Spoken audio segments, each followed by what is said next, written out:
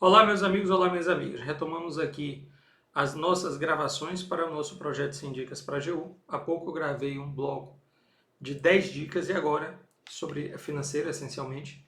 E agora eu vou gravar outro bloco de 10 dicas sobre trabalho, processo de trabalho, disciplina que estará lá no grupo 3, aquele grupo sensível, afinal de contas, são matérias periféricas, ordinariamente não são as matérias mais estudadas, porém você vai ter que fazer pelo menos 50%. Naquele grupo 3, onde tem penal processo, trabalho processo, e você vai ter ali também direito eleitoral, na AGU, a prova de advogado da União especificamente, você vai ter previdenciário.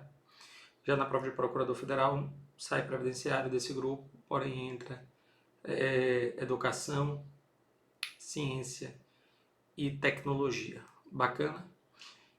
Enfim, seja lá ou seja cá, você vai ter aí, e agrário também, você vai ter aí um desafio a superar, que é esse grupo 3. Mas como o trabalho está em todos os grupos, dia número 3 de todos os cargos, vamos aqui a 10 dicas de trabalho e processo.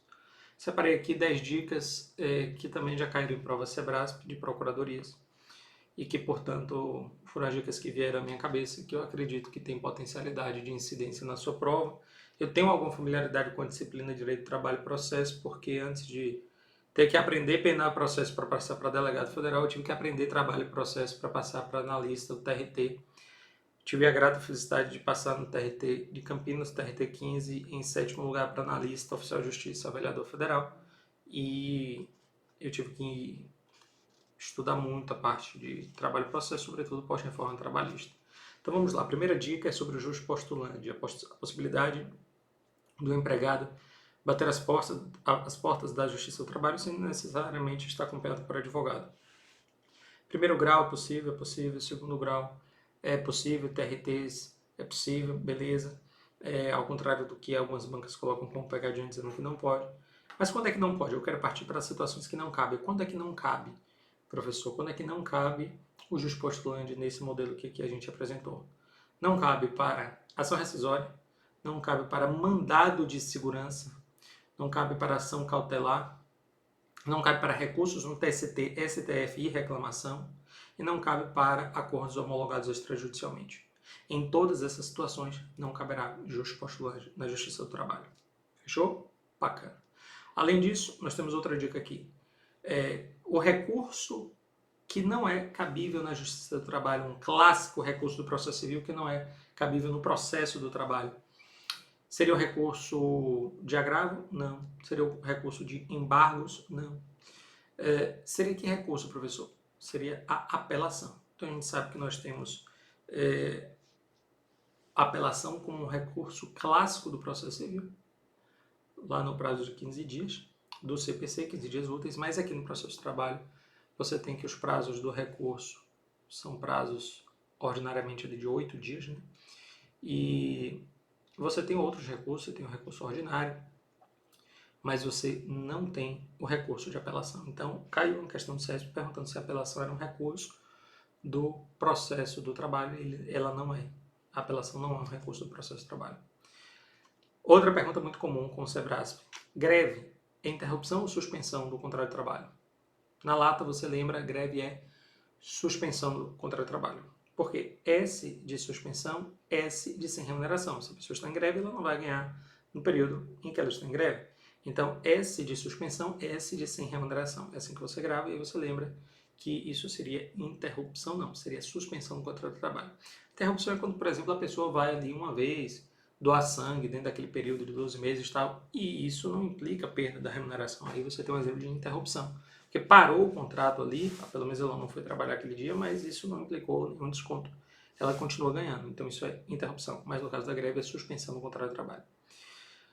Negociado sobre legislado também cai muito nos concursos de advocacia pública. É claro que a reforma trabalhista ampliou muito, mas veja, ela não ampliou de maneira ilimitada. Ainda existem limites ao negociado sobre o legislado e caiu uma questão perguntando se a convenção coletiva poderia, por exemplo, abolir as horas extras. E é óbvio que não. A convenção coletiva não pode abolir as horas extras, que tem garantia de status constitucional aí e que não pode, portanto, ser abolido por uma convenção coletiva de trabalho na ideia do negociado sobre o legislado. Beleza? Férias. Pergunta muito comum. A partir da reforma trabalhista pode ser divididos em quantos períodos? 3. Desde que eles não tenham, desde que cada um deles tenha no mínimo, um deles tenha no mínimo 14 e os outros dois tenham no mínimo 5 dias. Um deles tenha no mínimo 14 e os outros dois tenham no mínimo 5 dias de férias. Esses prazos caem e você tem que ficar bastante atento. Só aí já foram 5 dicas. Mais 5 dicas. Nós temos aqui mais 5 dicas. Teletrabalho, pergunta muito comum. A ida esporádica do empregado para resolver alguma coisa nas dependências da empresa desnatura o teletrabalho? E a resposta é não. A ida esporádica do empregado para resolver alguma coisa na empresa não desnatura o teletrabalho. Bacana? Outra dica aqui que eu me lembrei agora, essa foi a dica de número 6, eu vou dar aqui a dica de número 7. Prescrição intercorrente no processo de trabalho é possível? Sim, é possível. Qual o prazo? 2 anos. Então, se o exequente deixa de praticar lá um ato que deveria praticar no curso, prescrição intercorrente é possível? É possível, e o seu prazo é de 2 anos, isso cai muito em prova. Eu acredito que é possível que caia uma questão sobre isso. Questão 8, ou dica 8, estabilidade da gestante. A mulher foi demitida do trabalho. O empregador não sabia que ela estava grávida. Ela tem o direito de voltar? Tem. Por quê? Porque não é um direito da mulher, é um direito, sobretudo, do filho. É também da mulher, mas antes da mulher é do filho. Então, ainda que o empregador desconhecesse o estado gravídico, ela tem direito à estabilidade gestante. Afinal de contas, esse é um direito da maior envergadura, à luz do direito, inclusive, da criança e do adolescente, prioridade absoluta, proteção integral, são princípios aí que norteiam. Esse foi o dica 8. Dica 9, quantos membros tem no TST? É só você contar TST, T de 30, S de 100 e T de 3. 30 sem 3 é 30 menos 3. 30 menos 3 dá 27. Então, no TST nós temos 27 membros. 27 membros. Além disso, essa foi a dica de número 9. Deixa eu ver aqui. Dica de número... Então, 6 foi teletrabalho, 7 foi prescrição intercorrente, 8 estabilidade gestante, 9 TST. 9 TST. Dica 10. Dica 10 eu vou falar sobre o salário família. O salário família para o empregado doméstico. Caiu uma questão dizendo que basta que a mãe leve a certidão de nascimento do filho para que ela tenha o direito ao salário família preenchidos ali os demais requisitos.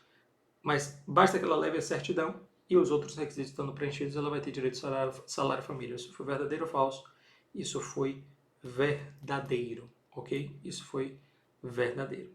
Então, com certeza, essas são aquelas principais dicas que me vieram à mente aqui de direito do trabalho e de processo do trabalho, que eu acredito, portanto, que tem grandes chances de incidência na sua prova. Dicas, repito, todas elas extraídas de concursos Sebrasp, de 2018 para cá, mas todos de concursos de advocacia pública. Bacana, tudo beleza? Fechamos aqui mais um bloco de dicas, bons estudos. Fiquem com Deus e boa prova.